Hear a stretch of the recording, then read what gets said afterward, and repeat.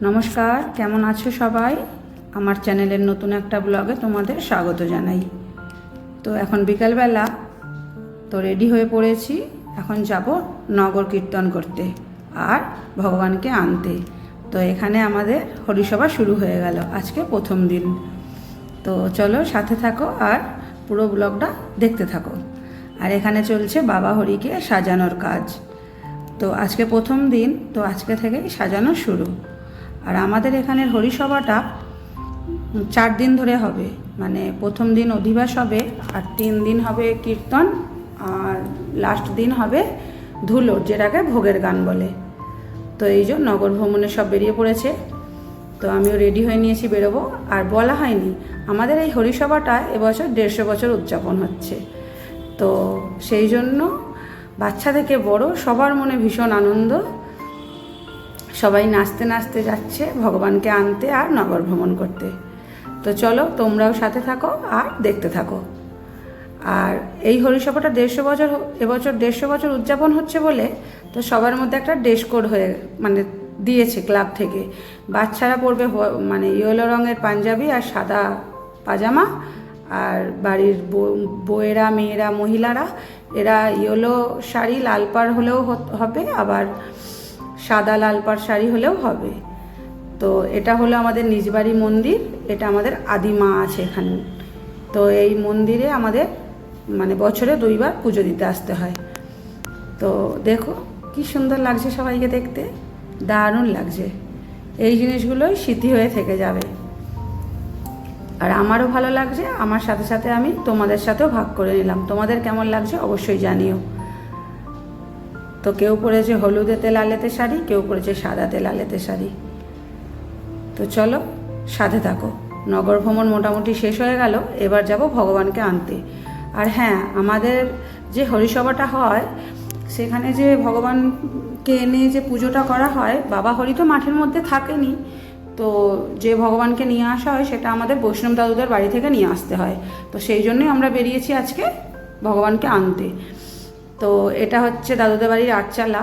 তো যেই দাদা ঠাকুরটাকে নিতে এসছেন, তো সেই দাদার পাটা এখানে ধুয়ে দেওয়া হলো, আর আটচালায় কিছুটা হরির লোড দেওয়া হলো। তো এবার যাব দাদুদের বাড়ি। দাদুদের বাড়ি থেকে ঠাকুর নিয়ে আমরা হরিসভায় যাব। আবার মানে হরি নাম সংকীর্তন কমপ্লিট হয়ে গেলে ওই ভগবানকে আর কি ঠাকুরকে আমাদের দাদুদের বাড়িতে পৌঁছে দিয়ে যেতে হয়। তো চলো সাথে থাকো আর দেখতে থাকো। এই যে দাদুদের বাড়ি এসে গেছি, এইবার দাদু পুজোয় বসেছেন। তো এখানে সমস্ত কিছুটাই বাড়ি থেকে আনা হয়েছিল, ফুলমালা থেকে আরম্ভ করে সবটাই আমাদের নিয়ে আসতে হয় হরিসভা থেকে, ক্লাব থেকে। তো দাদু এখানে যেটুকু যা পুজোর দরকার সেগুলো দাদু জোগাড় করেন। তো দাদু এখানে ধুতিটাকে রেডি করছে, ভগবানকে পড়ানো হবে। দাদুর প্রচুর বয়স হয়েছে কিন্তু দেখে বোঝা যাচ্ছে। আর আরেকটা বলি, আমি কোনোদিন না এই ঠাকুর নিতে আসিনি। আমার বিয়ের পর থেকে মা আসতো, তখন দেখেছি মা অধিবাসের দিন বিকাল হলেই রেডি হয়ে বেরিয়ে পড়তেন যে ঠাকুর আনতে যেতে হবে। তো এই আর আমি যেই থেকে চেন্নাই শিফট হয়েছি সেই থেকে তো আমার হরিসভা দেখাই হয়নি। আর এই বছর বাবার পুজো দেবো বলে এসেছি। তো সেই জন্য মা বললো, এসেছোই যখন তখন ঘরে বসে থাকবে কেন, যাও, সবাই যাচ্ছে তুমি এবার যাবে না কেন? কিন্তু সবে সবে সকালে এসেছি, ভালো লাগছে না। কিন্তু মা বললো, মায়ের কথা আর ফেলতে পারলাম না, সেই জন্য রেডি হয়ে বেরিয়ে পড়েছি।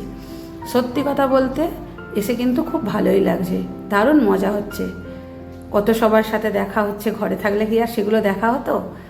আর সবার একটাই কথা, কবে এলে কবে এলে।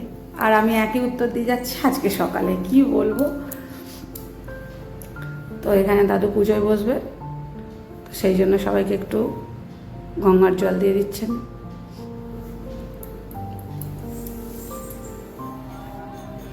পুজো শুরু হয়ে গেছে, দাদু এখানে পুজো করে, আর যেই দাদা আমাদের ঠাকুরটা নিতে এসছেন তো সেই দাদাকে ঠাকুরটা দিয়ে দেবেন। তো এখানে পুজো হবে, আরতি হবে, মানে প্রদীপ জ্বালানো হবে, হরির লোড দেওয়া হবে। দাদুদের ঘরটা ভীষণই ছোট, আর আমাদের প্রচুর লোক এসেছে। তো কারোরই মানে কেউই ভেতরে যেতে পারিনি, কিন্তু আমি গেলাম, কারণ আমি প্রথমবার এসেছি তো আমার খুব দেখতে ইচ্ছা করছিল। অনেকে মানাও করেছে যে এসো না, ভিড় হয়ে যাবে, কিন্তু আমি তাও গেছি, কেউ কিছু বলেনি। তো ভালো লাগছে দেখে, প্রথমবার গেলাম, কিন্তু মজাও হলো। দাউদের বাড়ি তো আগে আসিনি, প্রথমবার এসে মজা হলো।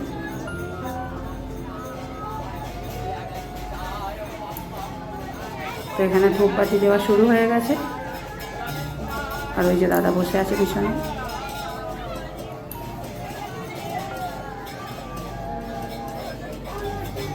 আর এই বছর 150 বছর হচ্ছে বলে আমরাও চেন্নাই থেকে এলাম। বাবাইয়ের এক্সাম মিস করেই এলাম, কারণ বাবাইয়েরও পুজো মানসিক আছে, তো সেটা দিতে হবে।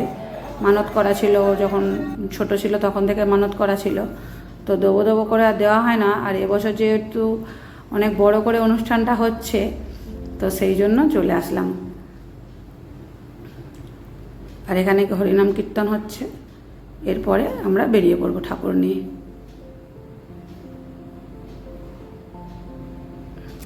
আর আমাদের হরিসভাটা আরও ভালো লাগে, 3 দিন ধরে আমরা কীর্তনটা শুনতে পারি, ওই জন্য আরও ভালো লাগে। আর আমাদের 3 দিন ধরে যে কীর্তনটা হয়, মানে অনেক বড় বড় আর কি কীর্তনীয়ারা আসেন। তো এবছরেও মানে কোন কোন কীর্তনীয়া আসে না আসে সবটা শেয়ার করব।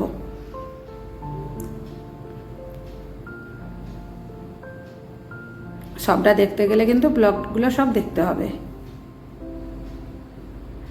দাদুকে দেখে বোঝা যাচ্ছে দাদুর কিন্তু ভীষণ বয়স হয়েছে।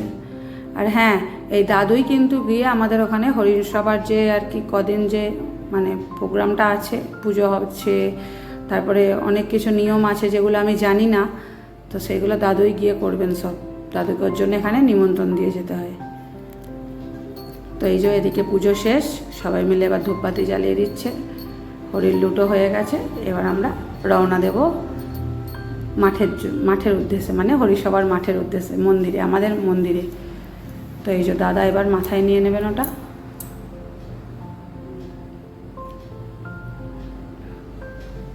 প্রচুর ভিড় হয়েছে, প্রচুর লোকজন এসছে। আর আমাদের 8টা-9টা গ্রাম মিলে আমাদের হরিসভাটা হয়, সেই জন্য ভিড় প্রচুর, আর মানুষজনও প্রচুর। সবাই খুব আনন্দ করেছে, আমিও করেছি তার সাথে।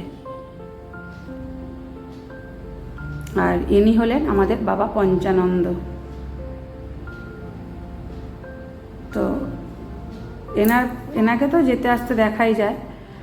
আর এই যে আমরা হরিসভার মাঠে চলে এসেছি। এইটা হচ্ছে আমাদের স্কুলের একটা ঘর, মানে আমাদের প্রাইমারি স্কুল আছে এখানে, তো স্কুলের ঘরে ঠাকুরটাকে রাখার ব্যবস্থা হয়েছে। মানে 4 দিন ধরে যে পুজোটা হবে সেই রুমের মধ্যেই হবে, দরজা বন্ধ থাকবে। আর বাবা হরিকে ওখানে পুজো দিয়ে এসে এখানে তারপর নিয়মগুলো সব হবে। ওই যে মন্দির রাখা হয়েছে, ওই মন্দিরে ঠাকুরটা থাকবে। আর এই 4 দিন আরও ভালো লাগে, সারাদিন কীর্তন হয়, সারাদিন ঘর থেকে শুনতে পাই। আর আমার ঘরটা হচ্ছে একদম কীর্তনের সামনে, মানে আমি জানালা খুললেই সব দেখতে পাই, ওই জন্য আমার ভালো লাগে। একদম মাঠ লাগো আমার বাড়ি, মানে যেটা আমার হরিসভার মাঠ, তো সেটাই আমার বাড়ি, ওই জন্য আমার বেশি ভালো লাগে। কোথাও থেকে যেতে হয় না, আমি ঘরের জানালা খুলেই সব কিছু দেখতে পাই। আর এদিকে এই যে মানে বাবা হরিকে সবাই ধূপবাতি দিতে এসছে, আর ডেকোরেশনও এখানে কমপ্লিট হয়ে গেছে। এটা হচ্ছে প্রথম দিনের সাজানো। এরপরে 2য় দিন, 3য় দিন, 4র্থ দিন, প্রত্যেক দিনই সাজানো হবে। আমাদেরও একদিন সাজানোর দিন থাকে, আমরাও সাজাবো। তো যা সাজানো হবে ওর ওপরেই সাজানো হবে, এইগুলো কিন্তু খোলা হবে না। এগুলো একদম মানে সব অনুষ্ঠান মিটে গেলে তারপর খোলা হবে। আর এই যে এখানে সব ছেলেরা দাঁড়িয়ে পড়েছে গার্ড দিয়ে, কারণ এখানে 150 প্রদীপ জ্বালানো হবে। 150 বছরের যেহেতু হরিসভাটা উদযাপন হচ্ছে, তো সেই জন্য 150 প্রদীপ জ্বালানো হবে। আর এখানে প্রদীপ সব রেডি করা হয়ে গেছে, জ্বালানো হবে যাতে বাচ্চা কাচ্চারা না এসে যায় ভিতরে, তো সেই জন্য ওরা আর কি হাত ধরে একটু ঘিরে রেখে দিয়েছে। ভালো লাগছে, খুব সুন্দর লাগছে। আমার এত মজা হচ্ছে এবারে এসে, আমি কি বলবো। না এলে প্রচুর জিনিস মিস করে যেতাম, প্রচুর কিছু।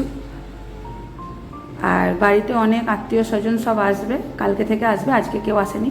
আমার মা, বাবা, বৌদি সবাই আসবে। আজকেই সব ট্রেন থেকে নেমেছি, তো ওই জন্য সব বাড়ি গেছে, একটু রেস্ট করো, দেখি কালকে আসে কি পরশু আসে। আর এই যে 150 প্রদীপ জ্বালানো হয়ে গেছে, বাবা হরিকে ঘিরে পুরো 150 প্রদীপ জ্বালানো হয়েছে। আর আমাদের বাবা হরিটা হচ্ছে একটু নিচে, মানে মন্দিরটা যে বাঁধানো হয়েছে বাবা হরিকে, তো বাবা হরি যেখানে ছিল সেখানেই আছে, বাবা হরিকে তোলা যায়নি। আর মাঠটা একটু উঁচু হয়েছে, তো সেই জন্য বাবা হরিটা একটু নিচে আছে আর মাঠটা একটু উঁচু হয়ে গেছে। তো বাবা হরিকে ঘিরে এখানে 150 প্রদীপ জ্বালানো হলো।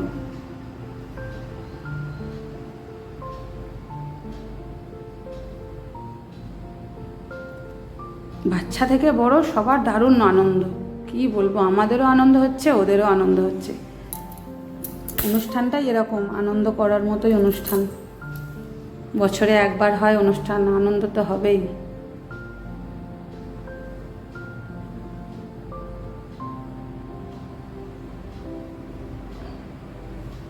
তো কেমন হয়েছে সাজানোটা অবশ্যই কিন্তু কমেন্ট করে জানিও তোমরা।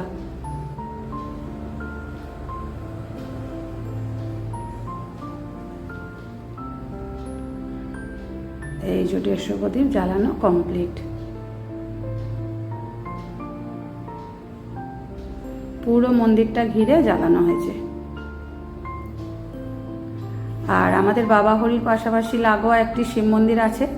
তো বাবা হরিকে যখন যখন পুজো দেওয়া হয়, মালা দেওয়া হয়, ধূপবাতি দেওয়া হয়, কোনো অনুষ্ঠানে পুজো দিতে আসি, তো তখন শিব মন্দিরেও পুজো দিই আমরা। মানে একজনকে অপমান করে আর একজনকে আমরা পুজো কোনোদিনই দিই না। তো যে কদিন বাবা হরির অনুষ্ঠান হবে সে কদিন বাবা হরিও যেরকম মালা পরবেন নতুন নতুন, সেরকম শিব মন্দিরেও নতুন নতুনভাবে সাজবে। আর পুরো মাঠটা লাইটিংয়ে সেজে গেছে। আর এই যে পুরো মন্দিরটা, এটা হচ্ছে পিছন থেকে দেখালাম আমি, সামনের দিকে ওই দিকটা। তো বাবা হরিকে যেহেতু 150 বছরের জন্য দীপ জ্বালানো হয়েছে, তো সেই জন্য শিব মন্দিরেও প্রদীপ জ্বালানো হয়েছে, ওটাও দেখাবো। আর এই যে এটা হলো আমাদের বুড়ো শিব, আমরা বলি ওটা বুড়ো হরি, আর এটা হলো বুড়ো শিব। ওদের রাগ নেই, ওনারা আমাদের সব সময় রক্ষা করে চলেছেন। আমাদের যতই বিপদ আসুক না কেন, আমরা যদি বাবা হরিকে ডাকি, উনি ঠিক ওনার হাত আমাদের মাথার ওপর দিয়ে দেবেন, আর আমাদের শরীর সঙ্গে সঙ্গে সুস্থ হয়ে যাবে। এই যে এটা হলো আমাদের শিব মন্দির, বাবা বুড়ো শিব।